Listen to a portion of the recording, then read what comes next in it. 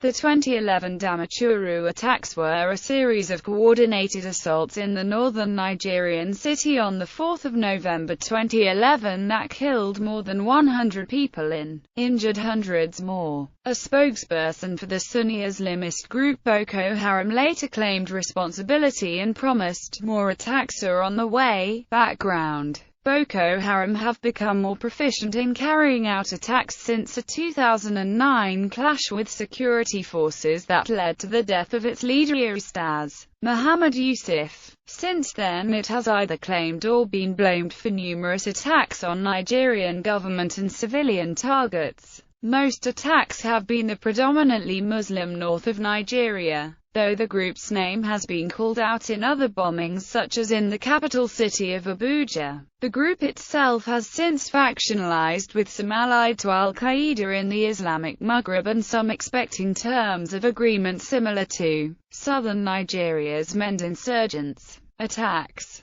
Among the targets hit were the headquarters of the Yobe State Police, several government buildings and 2 banks, as well as at least 6 churches. An unnamed local official told reporters that hundreds of wounded people are being treated in hospitals after the devastation in the city of 50,000. Gangs or masked men roamed the streets for at least 2 hours, setting buildings on fire and engaging in street battles with security forces. Government officials confirmed at least 53 people died in a double suicide car bombing at the anti-terrorist court building, and numerous witness accounts spoke of a death toll significantly larger than the current one. Hours before the Damaturu assault, 3 suicide bombers attacked a military headquarters in Maiduguri and injured at least 7 people. News reports suggest that the nearby city of Potiskum was also attacked, and on the next day Nigerian TV reported a firebomb attack in the city of Kaduna that left 2 people dead. At least 3 police stations and 5 churches were attacked. Suleiman Lawal, the police commissioner of Damaturu, said that 2 suicide bombers drove a vehicle laden with explosives into the local anti-terrorist court, killing 53 people. Perpetrator. As Boko Haram claimed responsibility for the attacks, its spokesman Abel Qa said that more attacks are on the way. Reactions.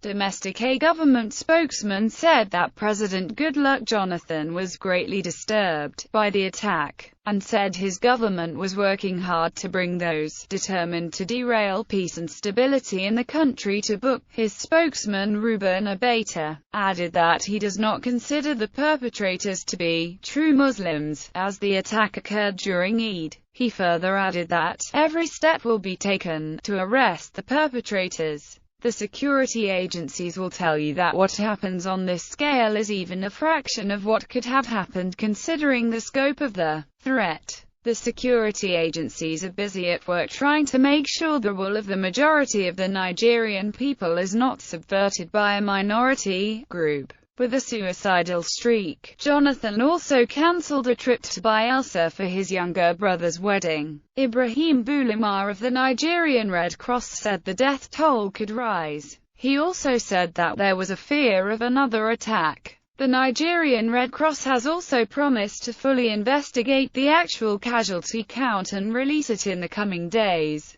Lawal said that as police commissioner, my strategy is a security strategy that I cannot disclose on air. So as Boko Haram's not disclosing their security strategy, I don't think it is safe for me to tell the whole world what I am doing. Nii Akweti, a former executive director of Africa Action, said that the government has been saying that it will deal with Boko Haram, and that it will get a handle on the problem, but it's not been able to. Previously, the attempt made was to try and fight them militarily, to send the security forces after them, but that has created its own problem. I know for a fact that there are Nigerian groups in and outside the government, including the media, who are suggesting that the government should try to talk to Boko Haram. but my own impression is that they don't seem to be particularly ready or inclined to talk. International United States. The embassy issued an emergency warning to its citizens that bomb attacks could be possible at several luxury hotels across Abuja. Nigerian National Security Advisor General Owoi Andrew Izazi dismissed the warning as simply creating panic. Others, Isaac Olawale, of the Oxford University Centre for Research on Inequality, Human Security and Ethnicity, said that the present attempt to deal with the problem using confrontational strategies will not work.